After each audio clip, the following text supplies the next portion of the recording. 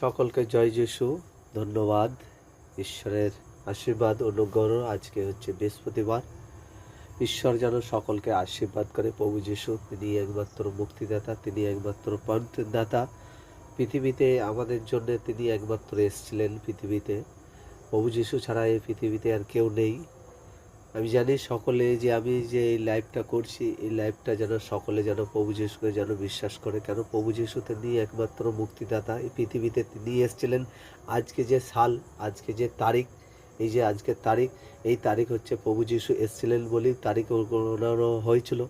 কিন্তু কারণ আমি নিন্দে করছি না, কোনো চর্চা করছি না, কিন্তু প্রভু যিশুকে যদি সকলে যদি জানতে পারে, চিনতে পারে, তিনি সারা পৃথিবীতে অন্য কোনো লই বেঁধে দিতে হবে না, কোনো খাদ্য দিতে হবে না, কোনো কিছুই দিতে হবে না। কেন? তিনি একমাত্র মুক্তিদাতা। তিনি আমাদের সব কিছু দিয়েছেন। তিনি ছাড়া আমাদের এই পৃথিবীতে কী আছে? কিছুই নেই।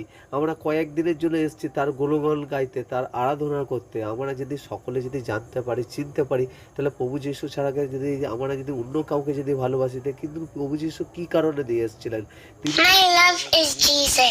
তিনি আমাদের সকলের পাপের জন্যে, আমাদের বংশধররা যে পাপ করেছিল সে পাপের জন্যে বলি দিয়েছিলেন। আর আমরা কি করি? আমরা যে গরু বলি করি, ছাগল বলি করি, অনেক কিছু হাঁস বলি করি, সব কিছু বলি করি। কিন্তু বলির জন্য একমাত্র পবিত্র প্রয়োজন ছিল। পবিত্র প্রয়োজন কে এসেছিল? তিনি পৃথিবীতে এসেছিল প্রভু যিশু। আমাদের পাপের জন্য, পাপকে ধুয়ে দেওয়ার জন্যে তিনি এসেছিলেন।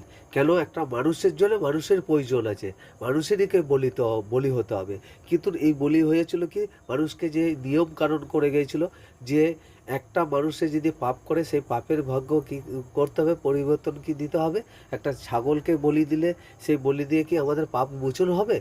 কোনোদিনও হবে না। বন্ধুরা, প্রভু যিশু তিনি একমাত্র আমাদের পাপকে ধুয়ে দিয়েছিলেন। প্রভু যিশুকে যদি একমাত্র মুক্তিদাতা বলে গ্রহণ করি, তিনি যদি একমাত্র পরিত্রাণদাতা যদি মনে করি, যে কোনো প্রবলেম, যে কোনো আপনার রোগ, যে কোনো একটা যদি কোনো বিষয় যদি হয়, তাহলে প্রভু যিশুকে যদি বিশ্বাস করেন, প্রভু যিশু ছাড়া এই পৃথিবীতে কেউ নেই। প্রভু যিশুকে গ্রহণ করুন। তিনি বলেছে, আকাশের নিচে এমন কোনো দত্ত নাম নেই সেই নামে পরিত্রাণ পাইবে না। যে কেউ তাকে বিশ্বাস করে সে বিনষ্ট না হয়, সে অনন্ত জীবন পাবে। কিন্তু প্রভু যিশুকে যেন সকলে বিশ্বাস করুন, আরাধনার মধ্যে থাকুন। প্রভু যিশু আপনাকে যে কোনো সমস্যা থেকে আপনাকে বার করবে।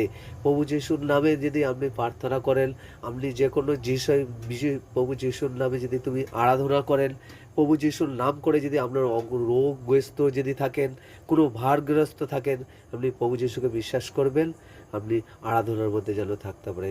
নমস্কার, জয় যিশু। আমার যদি ভালো লাগে আরও নিত্য নতুন আমি যেন মানুষকে যেন তোমাদের সুসমাচারে যেন কথা